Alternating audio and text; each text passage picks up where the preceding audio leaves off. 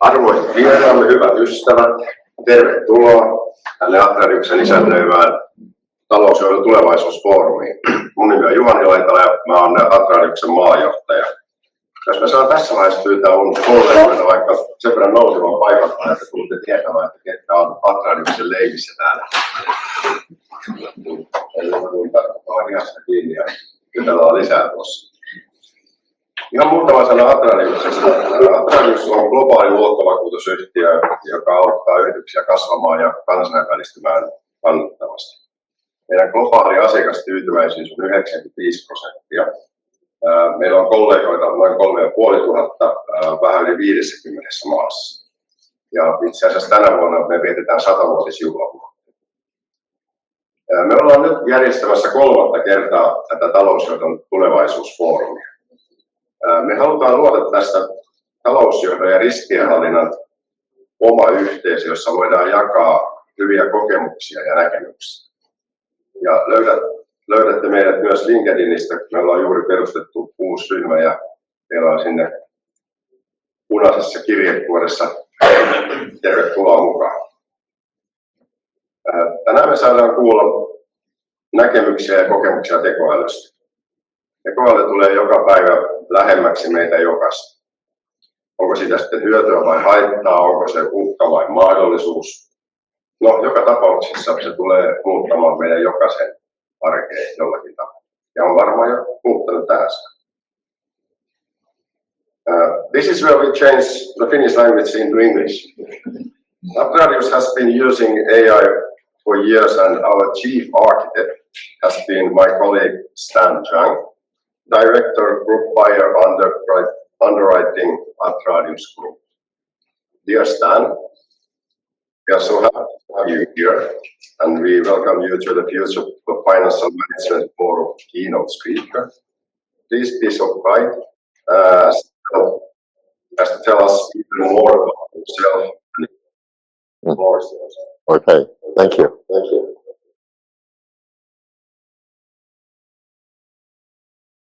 Good morning, all. Welcome, big welcome. I feel a bit fake standing here, to be honest.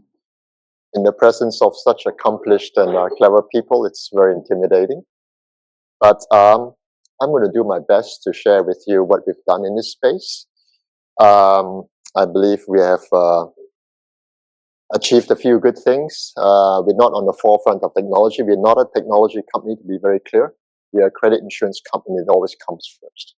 Technology is a tool we use to enable us to deliver the kind of services that we want to do, right? Nowadays, we can't go anywhere without hearing the word AI. The only word that appears more frequently in the papers than AI is tariffs, unfortunately. So it's been like that since the launch of LLMs back in 2022. The fact is, I think we all know, AI was conceived back in 1950. So it's taken us all this time to get to where we are.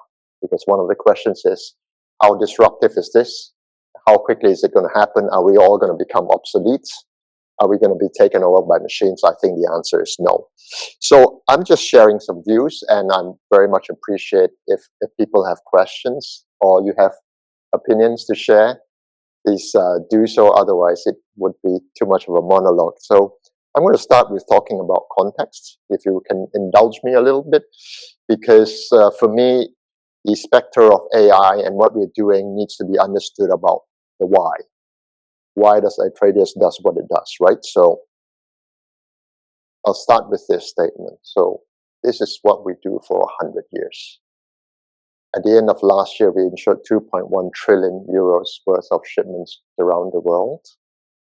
That's 8 times the Finnish economy, right? And about 2 times the world GDP. That's important, I think, for most of us. Every time we make a sale, we book a receivable for most of us. Maybe some of us have advance payments or get paid on delivery, but not very many.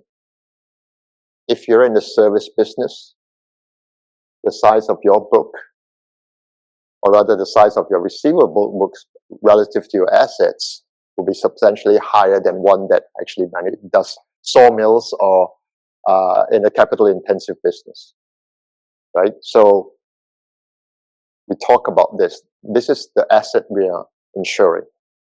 Every time you make a sale and you book a receivable, you have that credit risk, and that's what we try to mitigate to help insure that risk. Now, underneath this 2.1 trillion of shipments are some numbers I just need you to maybe just have a quick look at, because that will help you understand why I talk about the things that I do afterwards. So we process 4.5 million applications every year. That's about 17,000 a day. We're not a B2C business, but by B2B standards, that's a lot of credit that we book. We have to make decisions on our customers ask us to insure yes or no, right? Individual transactions. Every time we say yes, that risk gets booked into our portfolio. A credit limit applications becomes a credit limit decision, and I have 8.5 million of that in our book in order to insure the 2.1 trillion rather of shipments. These individual credit limit lines are attached to 3.2 million buyers. These are organizations which we track around the world.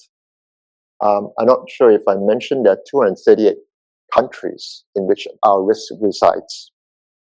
Right, that's how spread out we are. From Somalia to Sao Paulo to Sydney, Shanghai, we're there. The last part of it is the frightening figure, the 952 billion of exposure that we have in our portfolio under management. That's the sum of the 8.5 million credit limits that we have said yes to. That's what it adds up to. Almost €1 trillion worth of exposures at any given point in time. Bigger than most banks, I would say. For our reward, we earn about 2 billion euros worth of premium. I don't know whether it's a lot of money to you or not, but if you compare that to 952 billion, we take 2 divided by 952, you get 0.0002. So for every euro of risk that I take, we make not 2 cents, but 0.2 cents. Okay? So you start to get the picture of what our business model is like. It's a bit crazy. It's a bit insane. Nobody will ever have conceived that. But the fact is, we are still here, helps me sleep better at night. And here's the kicker. The last part of it is this. We do this with 650 underwriters.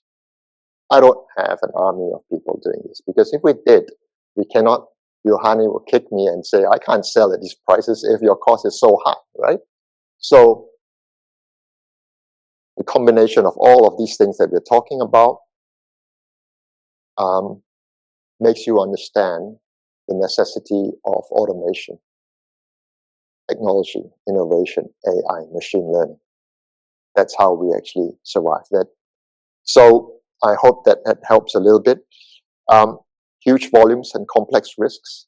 So we're not talking about just finished risks. We're talking about risks in 230 countries in different jurisdictions, different supply chains, right? Different geopolitics. It's complex what we do. And we have to be good at it, because every time we say yes to a risk, that risk is not static. It evolves. It was good yesterday, 6 months ago, 12 months ago. Many of my Atradius colleagues will tell you that. We spend a lot of time monitoring risks. It's not just about assessing the application, right? And the pricing levels. I don't know whether Johanni wants to disclose that. It's shocking, right? I told you my error rate is like 1 in 500. For every 500, so to get to 1 in 500, they take 1 divided by 0.002. For every 500 decisions I make, I'm allowed to make 1 wrong. And to make that wrong means that the cost of my claims is the cost of is the revenue I have. And that doesn't even include my operating costs yet. So the error margin has to be very low. We have to be very, very good in terms of our engagement with our customers. I'll be very clear. A lot of that success on risk management comes from our customers and from our commercial teams, because no matter how good we are in terms of credit risk management, if your counterparty is not great, then you're always going to have problems, right? I mean, I have buyers which go bust, and some insureds, some of our suppliers will always get out quicker than the others. They're just better at it, right? So that risk selection is very important at customer level and also at the buyer level. Pricing, we talked about. Acceptance rate, absolutely crucial. Because if I keep saying no, acceptance rate basically is the number of times I'm allowed to say yes and no. Every time somebody says, will you insure this? If I say no, I earn 0. And you get upset. Or customers get upset because they can't trade, right? Or rather, they take the credit risk themselves. So I got to make sure that we say yes very frequently, even in borderline cases. So that's very important. And then finally, the automation, right? To deal with volumes. Some of you, if you're selling fish, you need decisions real fast, right? We need to do it cheaply, and we got to get it right. 1 in 500. So that is the context of what we're doing. So we have a long history. We didn't start yesterday. Of course, AI is much newer, but we have a long history in automation, and here are some of the numbers. We process about 3.4 million applications of the 4.5 that I talked about automatically, right? Again, I want to stress the point, these machines and these engines and this automation are built by humans, okay? They didn't come out of nowhere. They're trained by humans. They're monitored by humans. There are tools. It's the human side of the story behind Atradius. So maybe before I go into the next one, I just want to give you a sense of where I am. That's me down there. There's a very old picture. I was still looking okay then. Not so good now, but that's my customer base, right? This is how we carve up the world. Our underwriting philosophy means that we try to underwrite as close to the risk as possible.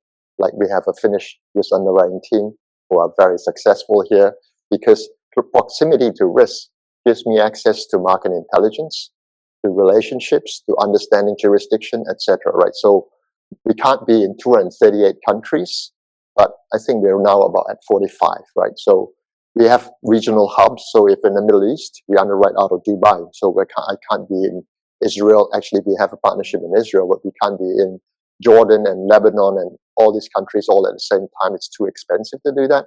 So we still have hubs who visit individual countries. And so this is my customer base, if you like. What I do, this small team that I run, is called Group Buyer Underwriting. So we develop strategy analysis. We write the underwriting guidelines on how to understand and make decisions on risk. We own the systems, the processes, or we try to design them.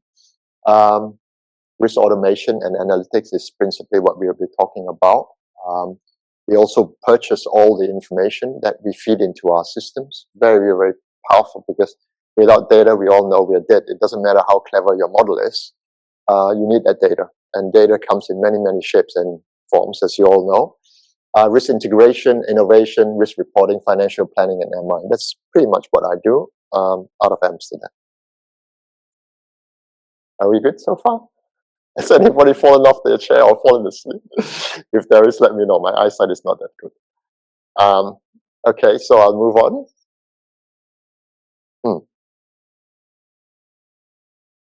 So the next topic was giving you a sense of the digital tools we have in our portfolio. It's quite extensive, and I can't go through all of it, but I'll try and give you a kind of framework around what we do.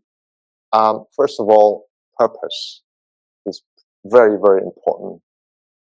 The topic of innovation and AI is so sexy and so exciting that, you know, there's the huge temptation to do things. There's quite a lot of competition as well. You know, everybody's talking about AI, and there's a bit of a feeding frenzy over it, right? And understandable, right? It's powerful and it's important, but over time, if you want to develop an ecosystem around it, you need to understand what you're trying to do. Just doing AI without data is a bit useless. You need to understand your processes. You need to understand your processing capacity. And more importantly than anything else, it's your data, right? So for all the fancy stuff that we do, it comes down to 4 things. We collect the information, we process it, we analyze it, and we make a decision. That's really it. It's not abstract. What our customers experience is at the very end, right? They don't necessarily need to understand our engines. We spend time trying to explain to them how we come to decisions sometimes, but that's our value proposition. When you have the hundreds of millions or thousands of limits, you don't actually want to know every single thing behind it. So that's how we focus and trained ourselves in terms of the deployment of tools, because these are the tools that we have. Okay, they're kind of geeky things, and I certainly won't bore you with every one of them, but we target these tools at every part of our value chain, right? Automatic information gathering, bulk information protocols, which means database to database links. We have data mapping, so basically we strip data out of non-structured reports and fit them into data models that we can create analytics and decisions out of. We have a lot of connectivity APIs, RiskNet, which actually reads financial statements, right, in place of humans. I won't go through the detail, but I'll just give you a good description, because we receive almost 1 million sets of financials a year, 1 million, right? And it's one thing to talk about structured information. For those of you who love your numbers and analytics is great, but you know the devil is in the notes, right? When you have audit opinions, when you have bank covenants, when you have restructuring, when you have change in management, most of our traditional models actually doesn't very easily understand that, right? We work on numbers and generic information, how long the company has been in existence, how many people they employed, what trade sector in. All our old models do that, but the unstructured stuff is the tricky stuff if you want to automate a decision, right? So that RiskNet thing is a proprietary tool that we developed 4 years ago. It reads financials, I think now in about 20 countries, right? So it automatically downloads financials from corporate registries, reads them. If there's a signal that needs to be read by a human, it will send an email to the underwriter who owns the case and says, you better look at this. Okay, so that's RiskNet. Business Radar is a news portal that allows us to stream information in 24/7 from 180,000 websites to the underwriter. So this is curated information. No, it's not just garbage and social media stuff. It has machine learning in it. It tells you what information is interesting, what sources I want to know from, because you need to identify the sources that you want to hear about, not from all the tabloid papers, etc. Eagle Eye is about fraud detection, financial spreaders, information gateway. That's quite a lot of stuff. The 2 ones that I'm going to talk about today is at number 10, Logical Glue, which I'll talk about shortly. They're automatic buyer review, mechanisms that we have, portfolio management, Gen AI, and market risk, right? So this is what we're doing. Each of these tools delivers a certain functionality, some of them multiple, but I'm pipelining information from left to right, right? Every part of my value chain is being automated and being, improved in terms of quality.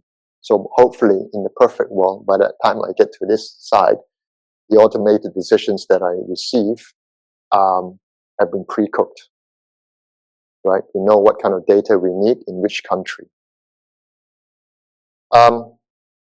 So all good so far. This is the slightly technical part of what I'm talking about. Hopefully it wasn't too boring. But yeah, it's a lot of stuff that we're doing. We've been doing this for decades, right?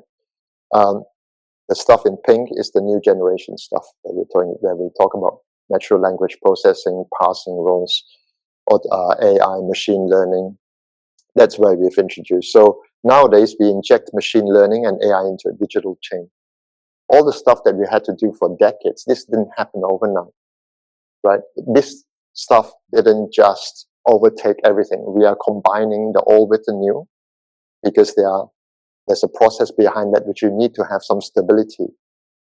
Deployment doesn't mean that you can do something in the laboratory and get it right a few times and get very excited. We are processing millions of applications. And when you get things wrong in machines, you get things wrong many, many times. And it's impactful. So that safety factor in terms of compliance, in terms of controls, checks and balances, backtesting takes a long time to do. But this is what we're doing. We access 100 plus, I told you before, in the corporate registries. We scrape websites.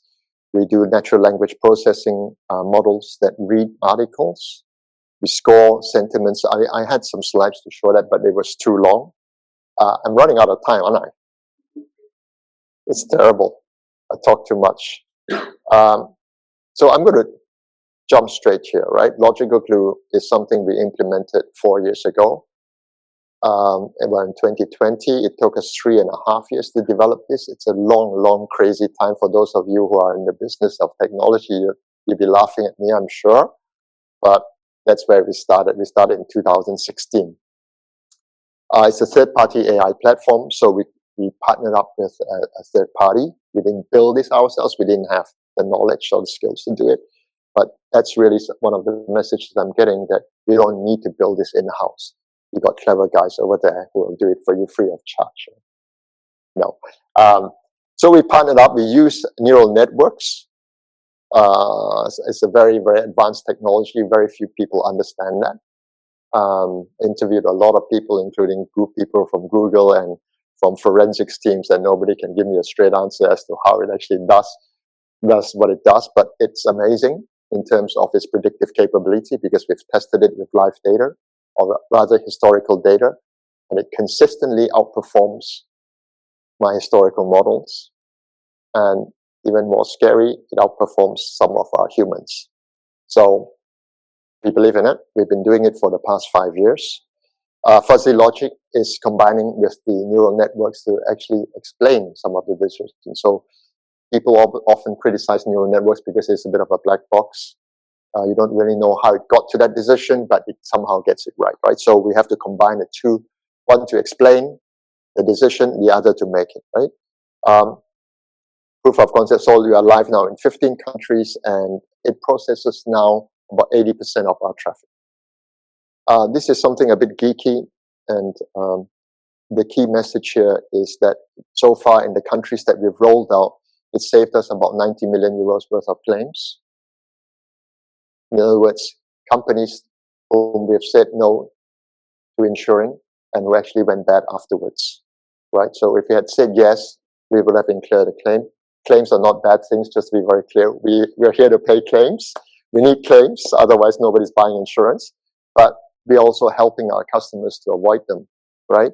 The other thing that it does is what we call hit rate contribution. In other words, it actually improves its automation rate. Automation is great, but it needs to do 3 things for us.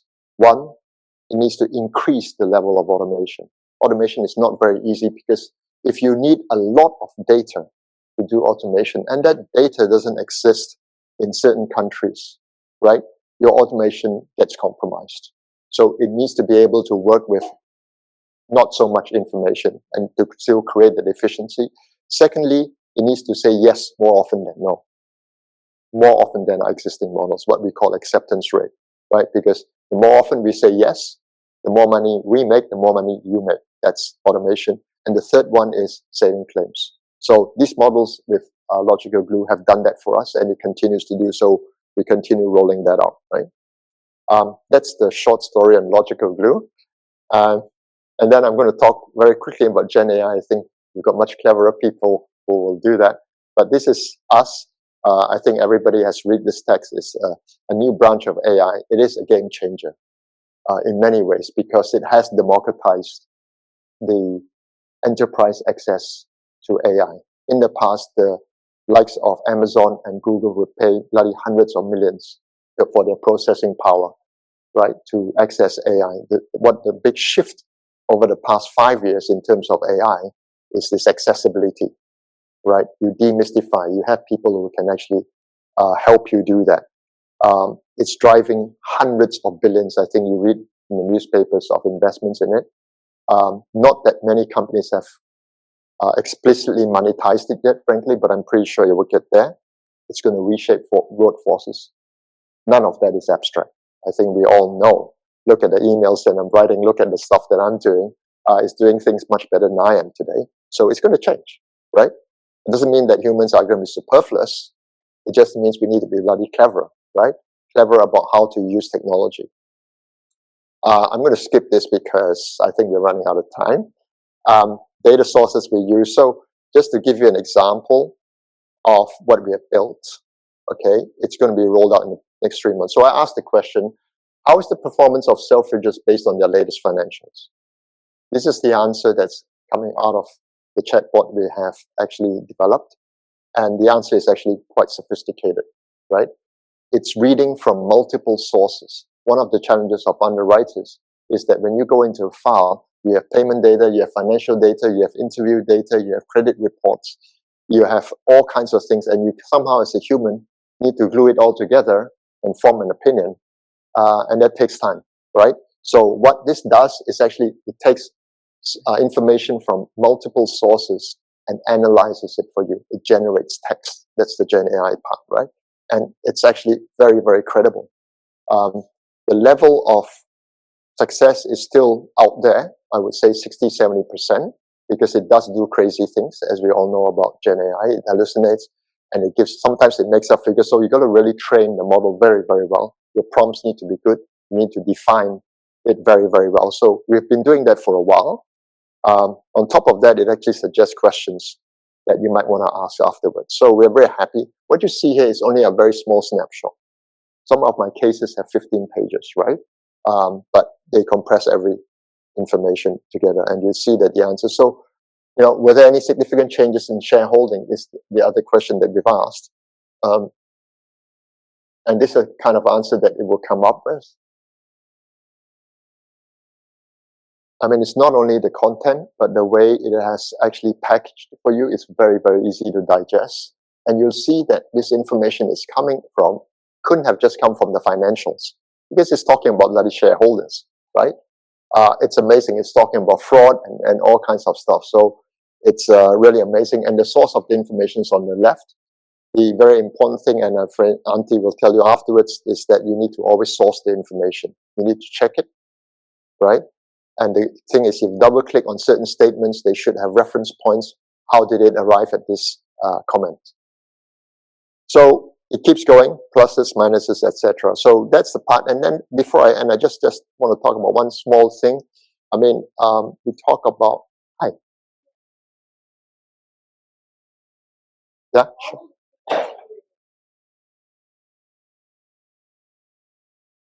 Okay, good. Yeah, I had a slide for that, but I deleted it. I use Copilot. It's not even remotely close. If you are a general user and say, give me a sense of what Selfridges is like, fine, it'll tell you a few things, right? But I'm making a decision that clocks up 1 billion euros on a file. And I need the depth to actually be credible, because you know what, I didn't tell you this, but we have reinsurers as well. So I'm not taking all of the 950 billion myself, because our balance sheet wouldn't survive that. So our reinsurers and stakeholders also expect due diligence, right? Your stakeholders, my customers expect me to be accountable for this decision. So no, the normal stuff is not really good enough. I know it's very, very advanced, but what we've, all the tools that we've implemented, things that people think you can buy off the shelf, like financial spreaders, how complex is it to strip information from here and map it here? Believe me, it's super complex. So a lot of customization is required. So, sorry, does it answer? No. I can show you my slide later from Copilot.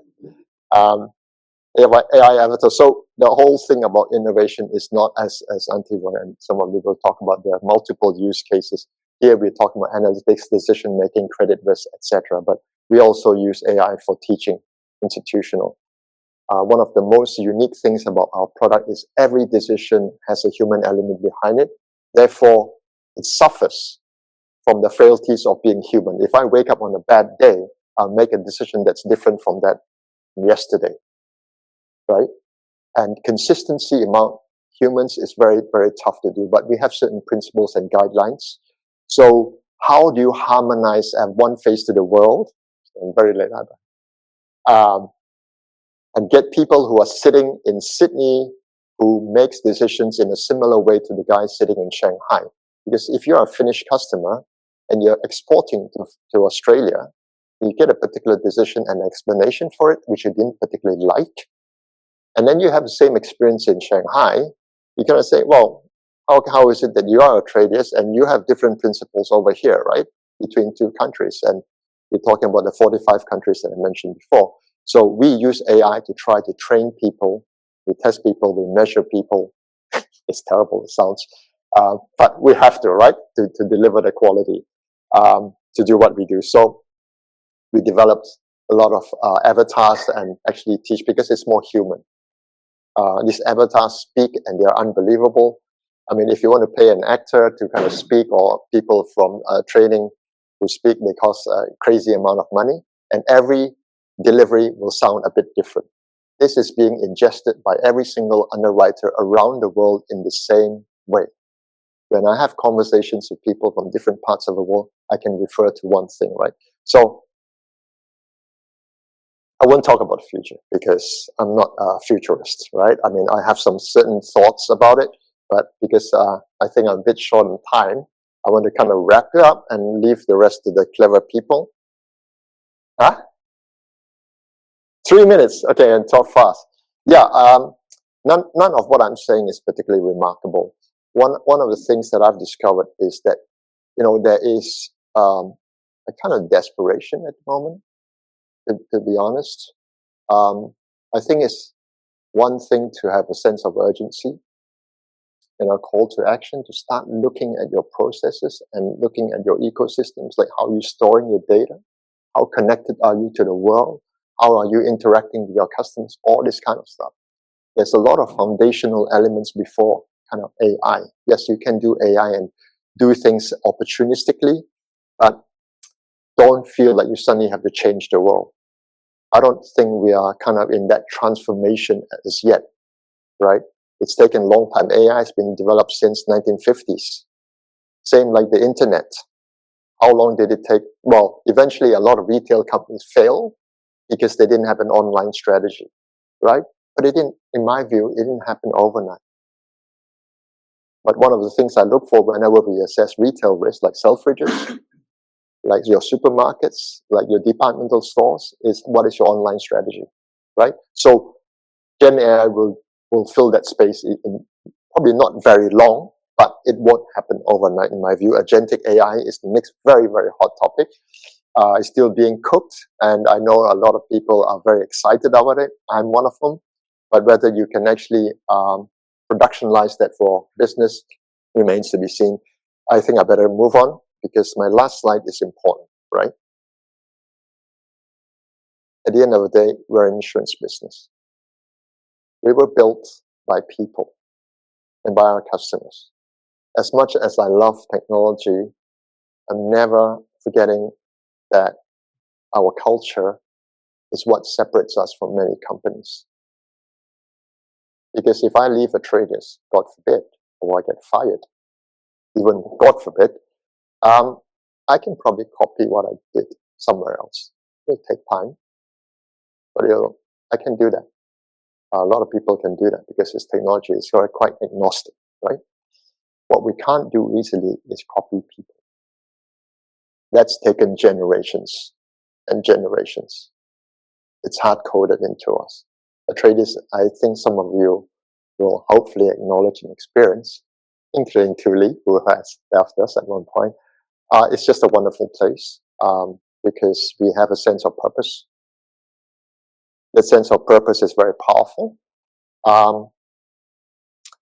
And it's, as I've said, absolutely passionate about it. In fact, managing risk, enabling trade is, as you see up there, our tagline. In fact, I just saw that on a cushion as well, right? It's quite funny, but it basically lifts. That's the spirit of Atradius. We are actually here to. We are very proud of supporting trade levels. I mean, there are times we get it wrong, and we should because we are imperfect. But the idea is always to try to support trade because there is some nobility behind it. I think it brings a lot of to humanity and to livelihoods and to many things. So, on that note, thank you. I'm sorry.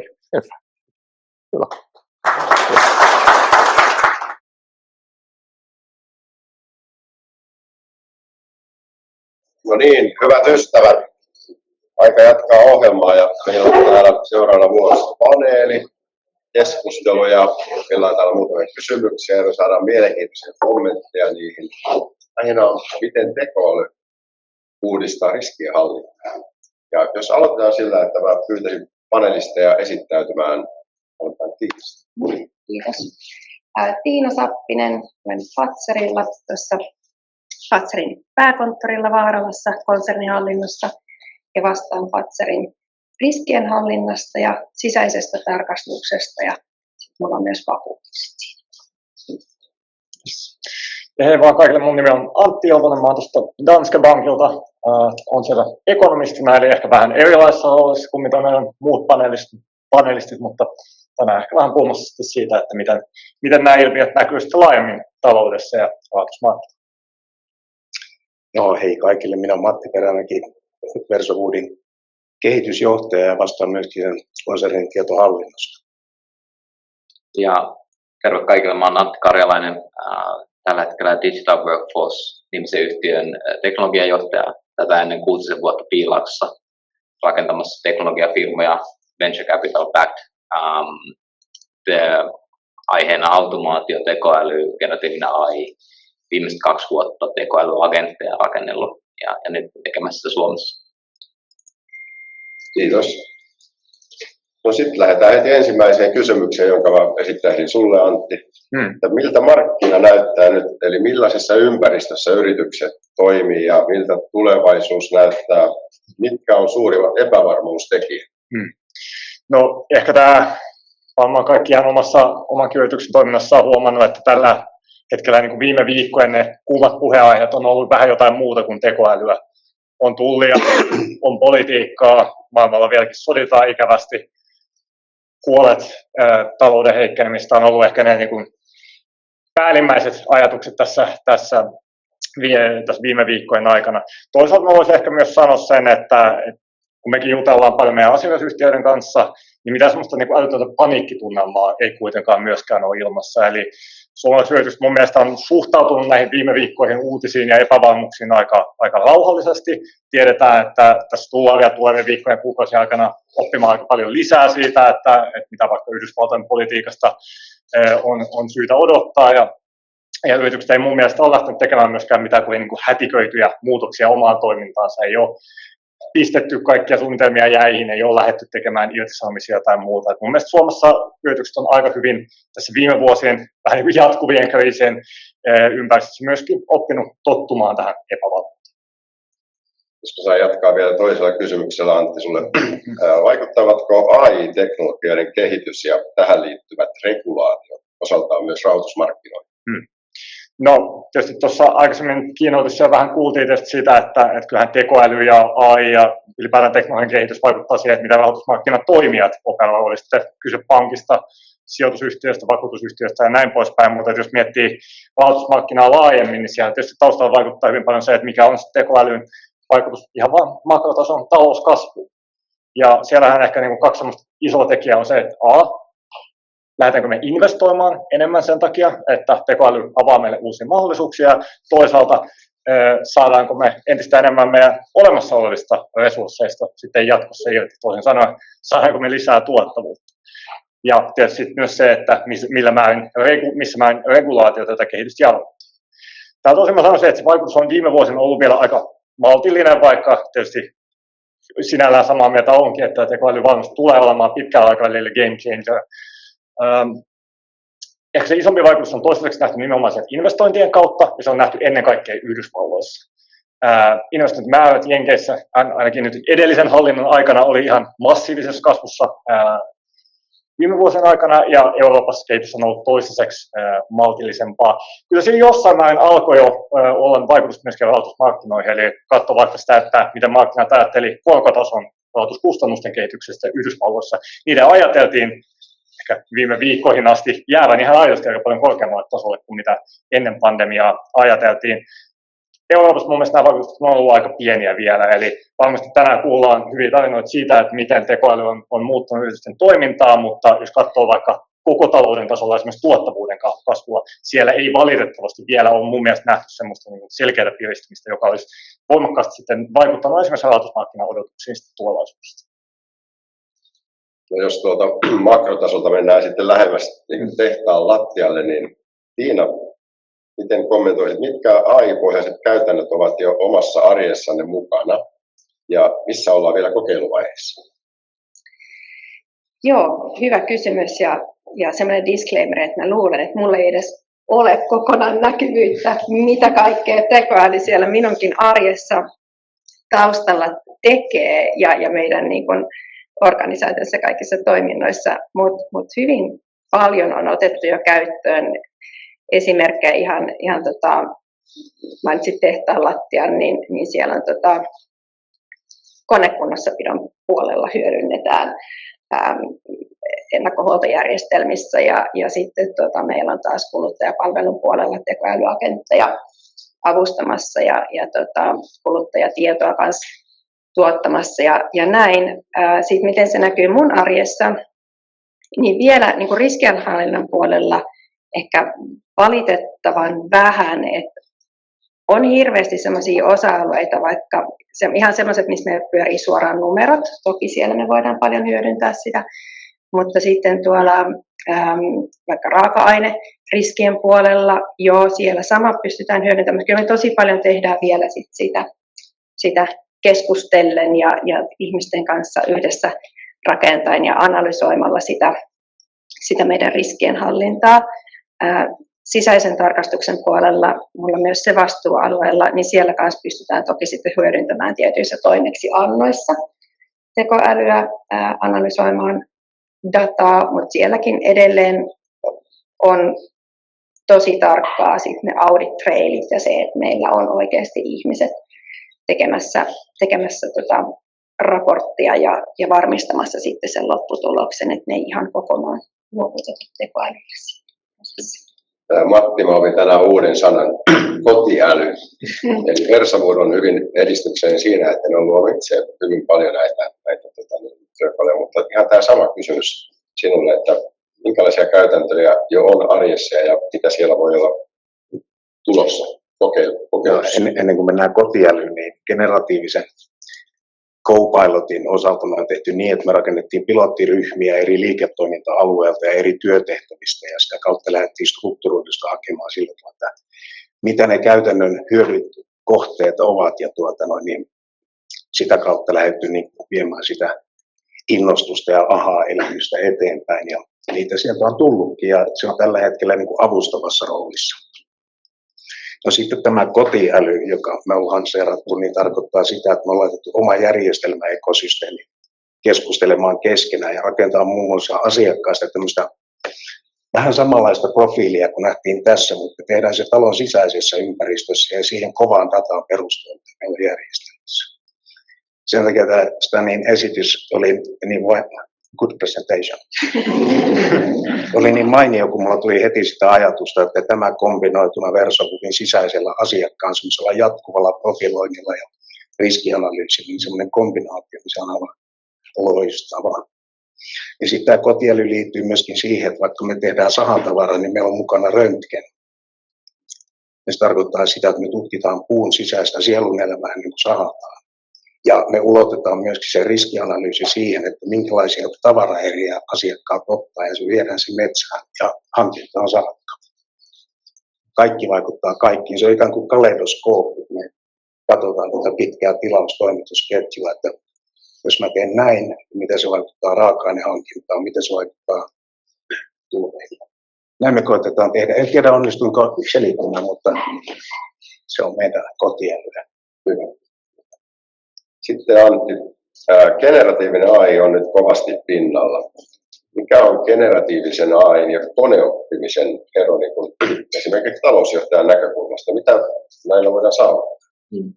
Joo, se on tässä viimeisen vuosien aikana tullut vahvasti pintaan. Meillä on valtavia läpimurtoja ollut generatiivisen AI:n alalla ja ihan järkyttäviä investointeja myös. Sanotaan, että tämmöinen LLM-kielimalli on fastest depreciating asset in human history, eli niin nopeiten menettää. Se on niin kuin eilisen sanomalehti, kun tulee parempi malli tilalle, niin kukaan ei käytä sitä vanhaa.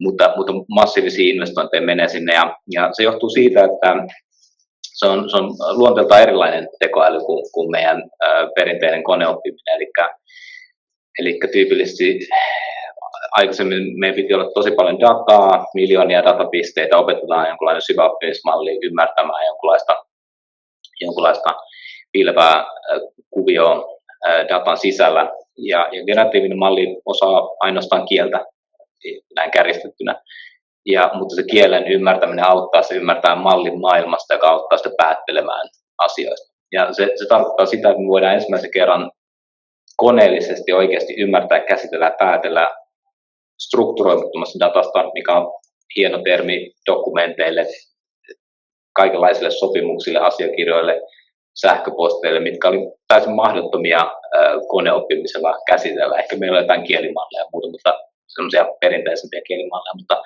kun meillä tavallaan auennut uusi maailma, monella alueella on digitalisaatio on tarkoittanut sitä, että meillä on menty paperista PDF-dokumenttiin. Se ei ole vielä muuttanut hirveän meidän toimintamallia, koska meillä ei ollut kykyä ymmärtää niitä dokumentteja, mutta nyt meillä on. Ja tavallaan me voidaan sitten käyttää tätä ymmärryskykyä. No nyt sitä käytetään generoimaan paljon tekstiä ja näin, mutta me voidaan myös valjastaa sitä tekoälyagentteja, jotka hyödyntää sen kielimallin päättelyä tekemään semmoisia töitä, mitä ihmiset ennen teki. Ja se on ehkä jos sanotaan, että 10 vuotta sitten me ajateltiin, että tekoäly tulee viemään meidän sinikaulustyöt ja tehtaan-asentajat ja mekaanikot ja muut, ja tämmöiset ihmistyöt jää jäljelle, niin se ehkä toisinpäin, että meidän lauluntekijät, runoilijat ja koodarit korvataan tekoälyllä, mutta sähköasentajat ja putkimiehet jää. Hyvin mielenkiintoinen ja kehitys, ja sanotaan näin, että se on niinku ehkä suurin teknologiamurros meidän kaikkien elinikänä, ja se tapahtuu nopeampaa kuin me ehkä pystytään ymmärtämään. Eli mihin se vaikuttaa taloushallinnossa? No siellä on semmoinen tietty baseline-tuottavuuslisäys on siitä tulee, että me kaikki pystytään käyttämään näitä työkaluja, jotka on, olko nyt ChatGPT tai Copilot tai muun kautta tulee joka paikkaan oikeastaan. Ja se on tapahtunut ehkä niin viimeisen vuoden sisällä. Yksittäinen työntekijä pystyy tekemään tehtäviä, mikä ennen tarvitsi tiimejä, ja niitä pystytään tekemään minuutissa.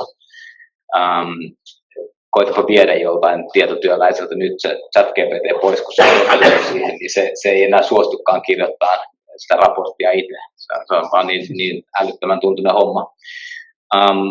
Mutta sitten meillä tulee tekoälyagentit, jotka pystyy alkaa tekemään kokonaisia työtehtäviä suoritteita. Ne on integroitu omiin järjestelmiin, ne tuntee sen business-kontekstin, ymmärtää sen päättelyketjun. Ne ei ole enää se geneerinen chat-GPT. Se oli vähän kuin Stan näytti tässä heidän sisäisen GPT, joka ymmärtää sitten tismalleen sitä yrityskohtaista dataa ja päättelyä. Näitä tulee olemaan paljon. Ne tulee ensin pistemäisiin tehtäviin, sen jälkeen alkaa kommunikoimaan keskenään, ja kohta niitä on tuhansia agentteja, jotka hoitaa kokonaisia liiketoimintafunktioita. Sitten seuraava kysymys on oikeastaan sitä konkretiasta vielä ensin Matille ja sitten vaikka Tiinalle, että mitkä ovat olleet AI:n soveltamisen hyviä onnistumisia ja sitten toisaalta mikä on ollut haastavaa? Kyllähän ne hyviä onnistumisia silloin, kun nyt generatiivista tekoälystä, niin silloin kun ne kohteet on niin kuin aitoja ja oikeita, jotka liittyy liiketoimintaan, eikä niin, että se on joku kiva kuvanpiirtäjä, että kun sieltä työntekijältä tulee niitä että hei, tuli oivallus, tämä hyödyttää. Ja nämä on niitä parhaita. Siellä on pieniä pipanoita ja sitten on isompia asioita, mutta pala kerrallaan.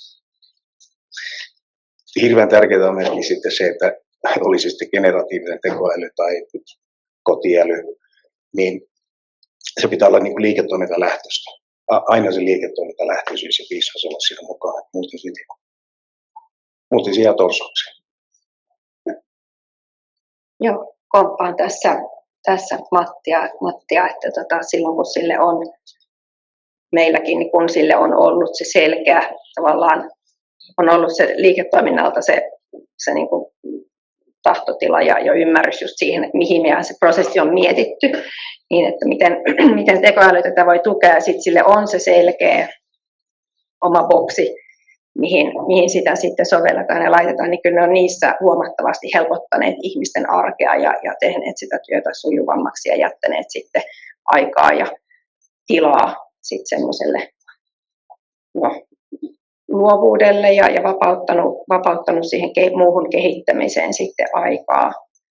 Että ehkä ne haasteet, eikö se ollut se jatkokysymys sitten vielä, niin tässä just tunnistin, meillä oli hyvä keskustelu tässä ennen tätä tilaisuutta, niin tunnistin just sen, että tulee niitä ideoita.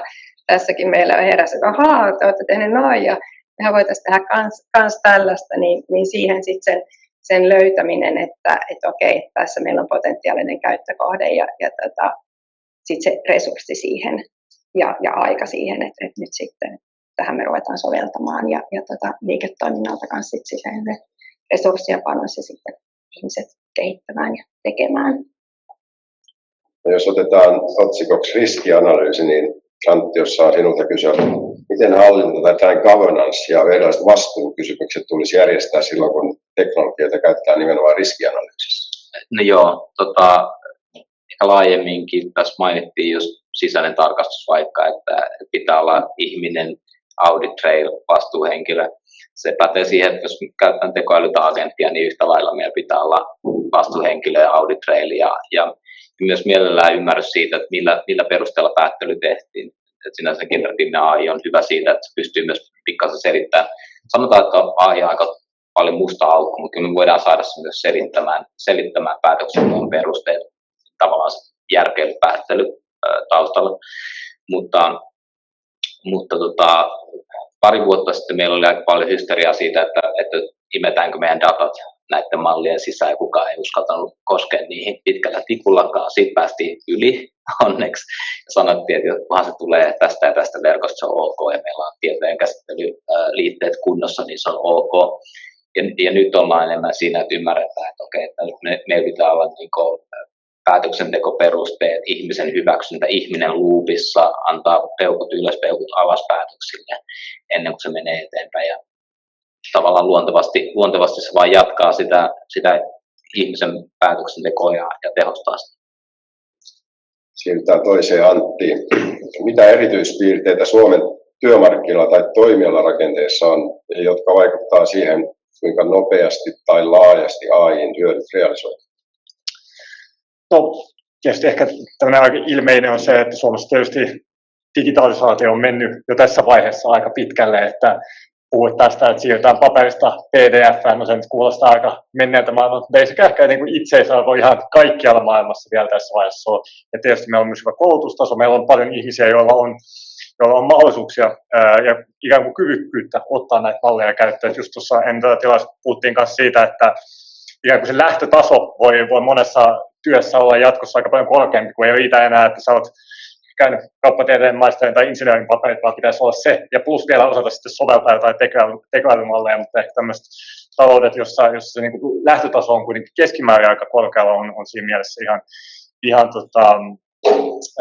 hyvässä ympäristössä. Ja ehkä sitten jos vielä jotain on nostaa, niin mun mielestä meillä Suomessa on kuitenkin aika monipuolinen toimialakenttä. Että varmaan tässä paljon korostuu se, että nimenomaan toimialasidonnaisuus, että kun mietitään näitä use caseja ja sitä, että miten tämä oikeasti sovelletaan, niin ehkä se on hyvä, että on myös tämän tyyppisiä foorumeita, että sitten eri alueen ihmiset voi jakaa kokemuksia ja sitä kautta ehkä sitten nopeuttaa vielä sitä, että miten hyvin nämä aidosti käyttöön. Antti, jatkokysymys. Mitenkä organisaatiotasolla, mitkä asiat korostuu silloin, kun tuloksia halutaan saavuttaa nopeasti ja tehokkaasti? Hyvä kysymys. Ehkä niin kun, se varmaan mikä tässäkin on noussut esiin on myös se, että nopeus on yksi kysymys, mutta varmaan myös tärkeää mennä ikään kuin siinä mielessä rauhassa, että Eihän me haluta vaan ikään kuin pakottaa sitä muutosta miettimättä, että onko tässä nyt oikeasti iloa ja että mitkä kaikki sitten muut, esimerkiksi riskienhallintaan liittyvät jutut siihen voi koskea. Kun miettii vaikka meidän pankin sisällä, niin on meilläkin tämmöisiä niin kuin sisäisiä tekoälymalleja, jotka on kaikkien käytössä ja niissä voi hyödyntää vaikka asiakasdataa nykypäivänä. Sen niin kuin kääntöpuoli on ollut se, että me joudutaan tekemään niitä ikään kuin itse ja pyörittämään niitä itse, niin välillä tuntuu vähän ehkä turhauttavalta, että tuntuu, että ne on niin kuin jäljessä sitä, mitä julkisesti voisi vaikka ChatGPT:ltä tai muualta saada käyttöön, mutta ehkä se on, asiakkaatkin arvostaa sitä, että ne on kuitenkin turvallisia ja tietoturvallisia ja data pysyy tallessa, joten ehkä nämä on sellaisia juttuja, että mun mielestä on hyvä, että ei mennä ikään kuin liian nopeasti, vaan mietitään tätä nimenomaan pitkällä aikajänteellä. Haluaisin samaan kysymykseen kommentit vaikka ensin Tiinalta, eli mitkä asiat korostuvat, kun tuloksia halutaan saavuttaa nopeasti ja tehokkaasti organisaatio- tai yritystasolla? Tekoälyn puitteissa ja riskienhallinnassa. Kyllähän se on se, että se lähtödata ja se, että se on oikeasti perusteellisesti mietitty, että ei tule sitä, että joudutaan hakemaan ja iteroimaan ja vielä niin kuin just varmentamaan sitten sitä asiaa, että kyllä se luotettavuus siinä sitten, kun pitää nopeasti tehdä päätöksiä, niin se tiedon luotettavuus. Joo, kyllä. Entäs Matti, miten teillä? Komppaan enemmän kuin 100% tuolta, että millään tekoälyllä tai kotiälyllä ei ole merkitystä, jos sen datan laatu on heikko. Se johtaa meidät harhaan ja se on se askel numero 1, mihin pitäisi aina pyrkiä. Ja jokaisella tiedolla pitää olla myöskin omistajuus. Oli se järjestelmä mikä tahansa. Me lähdetään siitä liikkeelle ja sitten lanseeraaminen tapahtuu strukturoidusti eikä niin kuin varpusparvi, että kokeilkaa ja tehkää mitä lystäätte, vaan etsitään niitä oikeita liiketoimintahyötyjä jälleen kerran. En malta ottaa esille myöskin semmoista tekoälynäkövinkkeliä kuin valmiit sovellukset. Meidän tapauksessa esimerkiksi ostolaskujen tiliointi, joka on ollut hyvin manuaalista touhua. Ja määrällisesti ne on ollut huikeita, niin mikä sen mukavampaa kuin asettaa siihen, en sano tuotteen nimeä, mutta asettaa siihen oppiva tekoälypalikka, joka vie pois niin kuin 10 miljoonien eurojen uhrastuksen ja ihmistyön pois sieltä. Näitäkin tämmöisiä hyviä spot-on-kohteita on ja ei unohdeta niitäkään.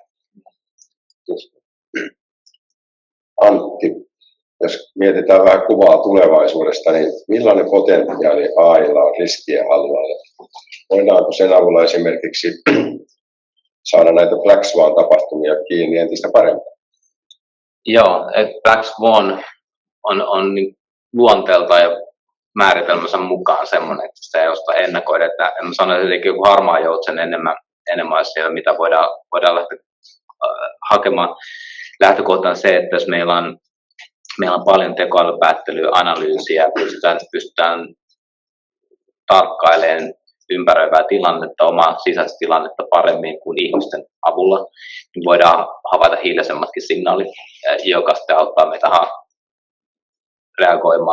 reagoimaan tämmöisiin johonkin, ehkä ei totaaliseen ennakoimattomiin, mutta niin kuin epätodennäköisinkin skenaarioihin. Siinä mielessä se ei niin kuin, vielä tällä hetkellä vie meitä kuitenkaan niin kuin täysin out of the box juttuihin, vaan enemmän auttaa tekemään sitä paremmin, mitä me nyt tehdään.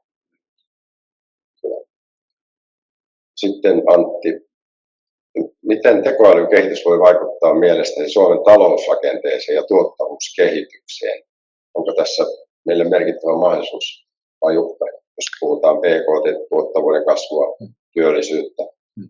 No kyllä mä itse olen sitä mieltä, että mun mielestä on paljon enemmän mahdollisuus kuitenkin kuin uhka. Et tietysti paljon kun tekoälystä puhutaan, niin ehkä aina aika ajoin nousee esiin näitä, että onko ne sitten runoilijat vai koodarit vai ketkä ne on, joiden työt tekoäly kullakin hetkellä on korvaamassa. Mutta pitää kuitenkin muistaa se, että jos me mietitään meidän kansantaloutta, niin kyllä se niin kuin isoin meidän kasvua rajoittava tekijä pidemmän päälle on vaan se, että meillä ei ole niitä työllisiä jatkossa enää.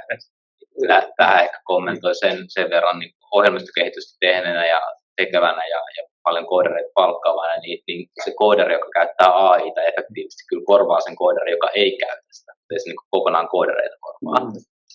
Just näin, että kun näitäkin on pyritty tilastoimaan vaikka, että no kuinka paljon teknologiafirmoista on saanut väkeä kenkää tekoälyn ansiosta, niin kyllä niitä on. Mutta ei niitä nyt niin vielä koko kansantalouden tasolla mitenkään ihan massiivisesti ole.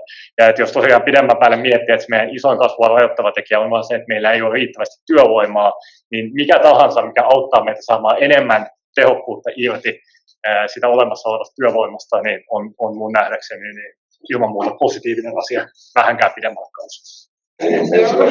Kiitos tosi paljon panelisteille arvokkaista näkemyksistä, kommenteista.